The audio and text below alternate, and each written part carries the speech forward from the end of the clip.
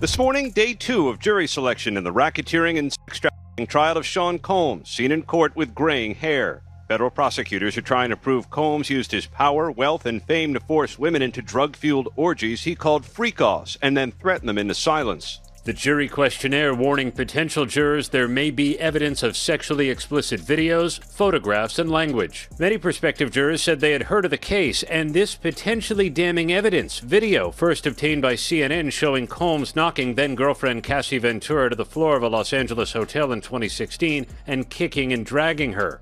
It was upsetting to watch, one woman told the judge, but I don't know the full story, so I can listen to the facts. Many prospective jurors said they recognized the names of other celebrities that might come up at trial. Several potential jurors knew of Combs' cultural significance. The woman said she remembered him from Making the Band. A man said he liked to listen to hip-hop in the 1990s. Sean Diddy Combs was once the poster child for the new American dream, a young man from Harlem who started with nothing, working part-time at Uptown Records before launching his own empire, Bad Boy Entertainment. He discovered the notorious B.I.G. and helped ignite the East Coast rap wave that echoed around the world.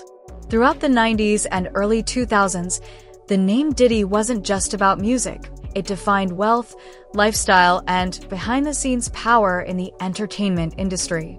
Unlike many other artists who only shined on stage, Diddy was the mastermind behind a slew of successful business ventures, from turning Ciroc vodka into a global sensation, to building his fashion label Sean John into a brand that once pulled in hundreds of millions a year. He was everywhere. The Oscars, the Met Gala, the Cannes red carpet. His parties were legendary. Guest lists included everyone from Jay-Z and Beyoncé to politicians, investors, and A-list actors. People called him Hollywood's reluctant kingmaker because he had the power to make someone appear or disappear from the scene. However, those who worked closely with Diddy tell a different story. A former assistant once revealed that beneath all the glitz and glamour was a world of absolute control. Diddy didn't tolerate defiance. He kept tabs on everything from how long employees spent in the bathroom to who was allowed to speak at his parties. What outsiders once brushed off as quirky celebrity behavior started to look more like signs of a manipulative system. The story of Diddy is no longer just about a music mogul. It's beginning to resemble the unraveling of a power symbol. And in an era when American entertainment has been rocked by scandal, from R. Kelly to Kanye West to Lizzo's media meltdown, people are watching Diddy with a mix of curiosity and anticipation. Is this the biggest fall yet of a man who once stood on top of the world, or just another smear campaign against a legend? If you enjoy stories like this, don't forget to subscribe for more. Jury selection is officially underway in the sex trafficking trial of Sean Diddy Combs. Chloe Malas was in federal court today. And Chloe, no jurors selected, but a pretty revealing start to the 8-week trial. Lester, that's right. It was an illuminating first day of court. Combs entered the courtroom wearing a crew neck sweater and a white button-down shirt. He had some gray in his hair and in his goatee. And at one point, he told the judge that he needed to use the bathroom and that he was feeling a little bit nervous. Now, also, several celebrities were named today, although they haven't been accused of any wrongdoing. They might be mentioned during the course of the trial. Their names are Michael B. Jordan, Mike Myers, Kanye West, and his former girlfriend, Cassie Ventura, who has accused him of years of physical and emotional abuse. And she is expected to testify during the trial. Now, Combs has vehemently denied all of the allegations against him. I also want to point out that celebrity attorney Mark Garagos, he was present in the courtroom. His daughter is Tenny Garagos, one of the lead attorneys for Combs throughout this trial. Now, a source telling NBC News that he hasn't joined the team, but he is advising on jury selection. On November 11th, 2024, the trial of Sean Diddy Combs officially began at the federal courthouse in New York.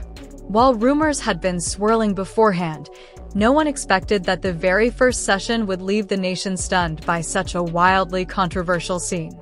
In the solemn atmosphere of the courtroom, as the prosecutor played what was described as the key piece of evidence in the case, an unprecedented incident occurred.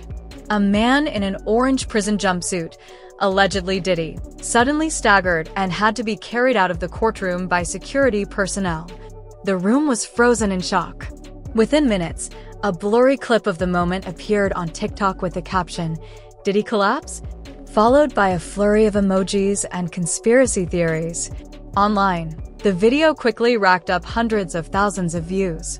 Remix versions flooded the internet, some with rap music layered in, some turned into animated parodies, and others featuring fake voiceovers of Diddy groaning at the sight of the evidence. The comment sections went wild. Some claimed he was faking it. Others said it was the downfall of a guilty man confronted with truth. A few even compared it to Will Smith slapping Chris Rock, one of those surreal Hollywood dramas you'd think only the industry could manufacture. But amid the media frenzy, the New York Post stepped in to clarify. There was no heart attack, no courtroom fainting. According to sources from the detention center, Diddy had actually been transferred to a hospital the night before due to knee pain, an old injury from 2003, specifically after running the New York Marathon. Authorities arranged the hospital visit discreetly to keep it under wraps and avoid chaos within the facility. What was meant to be a simple precaution was misinterpreted as a mental breakdown under pressure. In reality, Diddy didn't collapse, didn't lash out. He just wasn't present when the now viral clip was shown. Still, even though the truth wasn't as dramatic as the rumors, public perception had already spun out of control. That viral moment created an emotional wave, an iconic image of a powerhouse crumbling in the face of truth. Diddy could deny every allegation, but he couldn't control a public that felt like they had just witnessed a rare moment of a superstar's aura fading before their eyes. And that's what truly shook people, not what actually happened, but what they believed had happened. Putting a case against someone as high profile as Diddy is not an easy job. So I'm going to bring in former FBI agent Bobby Chacon to talk more about this. So off the bat, Bobby, how do you build a case against a celebrity as well-resourced and powerful as Diddy? Well, it takes a lot, Sylvia, as you know, because the allegations in this case range from like 2004 to 2024. So this is going to be going on for 20 years, and they're finally getting around to charging him now and trying now. That's because it's so difficult to get people who are not afraid to come forward. This person was powerful. They were rich. They had a lot of influence. They were allegedly violent. So all of those things add up to making it very difficult for investigators to get people to talk to them about these. You add in the fact that many of these things are embarrassing. They're of a sexual nature. They're private. They take place behind closed doors. And that adds to the reticence of witnesses coming forward and talking about these things. And so investigators have to do a lot of long, hard work in getting these witnesses to trust them, number one, to make sure they feel like they are being treated, not as a pawn in a game to get Diddy, but as people that really care, that the prosecution cares about these people. And so you bring in victim witness people who are trained really and have the background in talking to people who are maybe victims of alleged sexual violence. And so you bring in specialists that kind of can talk to people like that and get them to open up about these things and to trust the investigators and trust the prosecutors, that they're just not going to be thrust into a situation. You have to get them to trust you so that if someone does make a threat, even if it's veiled, people can do that on social media now. They can say things that are kind of a little bit wonky sometimes, or these veiled threats. So if the witnesses that you're developing are comfortable enough with you, they will bring those threats to you, or those situations where they might feel threatened. You always have on the federal level, we have the witness protection program, right, which is run by the U.S. Marshal Service. That's kind of a very extreme step, because that's somebody you change their identity, you move them to another part of the country. They're not allowed any contact with previous people in their lives. So it's the witness protection program is one of the more extreme steps that you take. But there are other steps you can take to ensure the witness that they're not going to be subject to that. If anyone does make a statement that's even considered something like that, you send a team to go out and investigate and to question that person and to get them to maybe make a retraction or to kind of back off a little bit. So you do have to do a good job at making sure the witnesses are comfortable that if anything should happen that they feel uncomfortable about, they bring it to you, and then you have to address it in the ways that are available. For years, Sean Diddy Combs was seen as a man of impeccable taste, visionary ambition, and commanding leadership. But when a 50-plus page indictment was unsealed in September 2024, people started to wonder, was everything the public had admired just a glossy front for a dark, mafia-like operation? Investigators stopped referring to his actions as individual misconduct. Instead, they gave the entire network an official name, Combs Enterprise, a title that sent chills down many spines, echoing infamous real-life criminal syndicates in American history. According to documents from the prosecution, Combs Enterprise functioned as a structured network, private security, drivers, personal assistants, house staff, audio technicians, even lawyers and crisis PR specialists. All allegedly played roles in covering up, supporting, or actively participating in a pattern of coercion, violence, extortion, and human trafficking. Prosecutors described the setup as more like a production company where FreakOFF's multi-day sex parties were organized, staged, and filmed as a kind of material used to maintain control over victims. The indictment even included excerpts from messages, emails, and testimonies that revealed a clear system for recruiting, transporting, retaining, and silencing women, most of them young, new to the industry and lured in by fame and money. Some victims were flown in from other states to Diddy's private residences aboard his personal jets. They were provided with housing, outfits, drugs, and cash in exchange for total obedience. What shocked the public the most was the scale and longevity of the operation. It spanned nearly 2 decades and wasn't confined to Los Angeles or New York. It stretched into Europe and South America.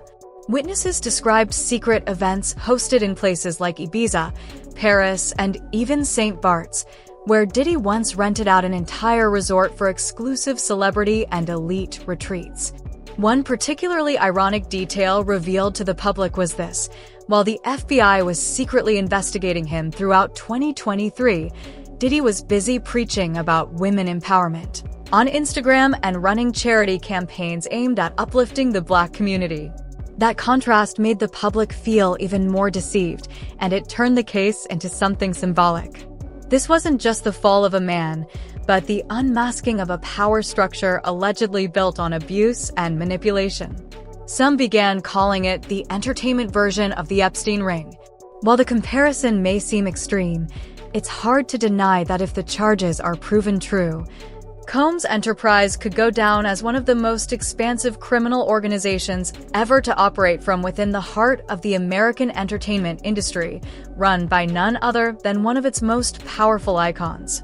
If the charges of manipulation, organized crime, and abuse of power weren't already shocking enough, what truly rocked the public and likely posed the greatest threat to Diddy himself were the videos the media dubbed the FreakOFF tapes. According to records from the federal prosecutor's office, these tapes are not hearsay, not blurry snapshots, not vague accusations. They are crystal clear, high-definition recordings, hours long, captured during wild parties at Diddy's private residences. These weren't your typical scandalous leaks or tabloid rumors. The footage allegedly includes Diddy himself on camera, speaking, directing, and in some cases, even participating in the scenes being filmed. The term FreakOFF used to be inside slang in the entertainment world, a cheeky nickname for wild, over-the-top parties. But once it entered the courtroom, it took on a much darker tone. Prosecutors argued that Diddy's FreakOFFs weren't just sexually charged gatherings, they were premeditated productions, meticulously staged and extended over several days. Women, often under the influence of drugs, were said to be assigned to specific partners, frequently Diddy's security staff or young men he had brought in for the event, while he stood by, filming, giving orders, and occasionally intervening. One of the earliest tapes shown during the trial, viewed only by the jury, has already been referred to as the defining video. While the exact contents remain sealed, an attorney who was present described the atmosphere as so chilling it seemed to freeze the entire courtroom.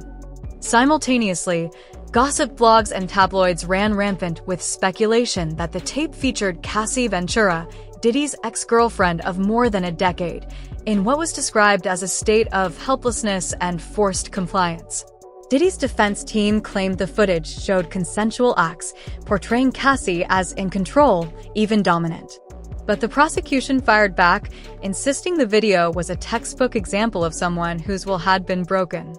Well, Diane, prosecutors have wasted no time getting right into the alleged abuse that Cassie Ventura says she endured for years. Ventura telling jurors, quote, "He would bash my head, knock me over, drag me, kick me, stomp me in the head when I was down." She also got into the nature of those so-called freak-offs, saying that they involved hiring an escort and they performed under the direction of Combs, saying that they happened so frequently it eventually became a job for her to set them up. Ventura said she did not feel she had much of a choice but to participate, that she feared that Combs would retaliate or potentially blackmail her if she did not.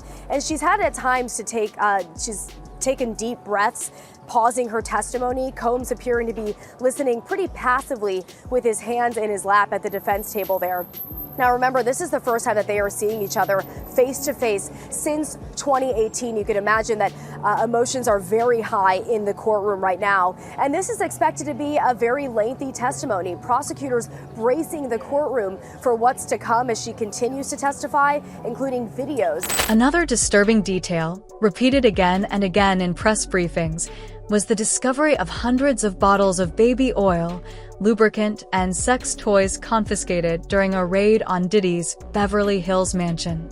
Media outlets didn't shy away from describing the scene in graphic detail: a living room bigger than a film studio, with a designated internal filming room, equipped with fixed 360-degree cameras. The way the environment was set up, from lighting to sound, only reinforced the prosecution's claim. This wasn't some eccentric personal kink. It was a fully designed production system intended to dominate and control. Insiders from the entertainment world whispered that some of the tapes even included appearances by well-known public figures, though it remained unclear whether they were caught on film by accident or with consent. That fear triggered a wave of silent distancing. A prominent Hollywood stylist reportedly deleted all her photos with Diddy from Instagram. A major rapper announced a sudden pause in all collaborations with companies linked to Combs. The quiet exodus sent a clear signal. People were terrified they might show up as background extras in some yet unreleased video. Over the years, sex tapes have taken down more than a few celebrities, from Kim Kardashian to Hulk Hogan. But the FreakOFF tapes are on another level. They don't just threaten one man's reputation. They point to an organized, intentional structure of abuse. And if they're used strategically in court, they may not only end Diddy's career, but also ensure he spends the rest of his life behind bars. More importantly, they've already forced the public to re-examine the entire Combs empire, this time through a lens of suspicion and horror. Once the FreakOFF tapes were officially admitted as evidence, the trial of Sean Diddy Combs stopped being just another celebrity criminal case. It turned into a high-stakes battleground between two colossal forces: the federal justice system and a media machine that Diddy had long commanded like a symphony conductor. His lead attorney, Mark Agnall, was no stranger to high-profile crises. At a press conference before the trial, Agnall stood firm, stating, "Everything was consensual. No one was forced. They came, they enjoyed themselves, they signed the papers. And they got paid." The legal team didn't try to deny everything. They couldn't. There were videos. There were testimonies. There were physical items seized. Instead, their strategy centered on one word: consent. They argued that all the women shown in the tapes were adults who knew exactly what they were doing. That the parties were private, no one was held against their will, and anyone could leave at any time. They framed it as a free-living culture, a creative, uninhibited space typical of the entertainment and artistic world. But the prosecution painted a very different picture. To them, Diddy wasn't a party-loving superstar. He was a master manipulator, using his wealth and influence to turn intimate encounters into a tool of domination. They pointed out that many women in the videos appeared disoriented, glassy-eyed, unsteady, slow to respond. And more importantly, they all shared one thing in common: fear. No one dared speak up at the time. At this point, the case stopped being a simple question of whether Diddy was guilty. It became a litmus test for the entire American entertainment ecosystem, forcing it to confront where the line really lies between personal freedom and moral accountability. It raised urgent questions. How long can power hide the truth? What role does the media play in uncovering or distorting it? And perhaps most hauntingly, who knew? Who enabled it? And who chose to stay silent?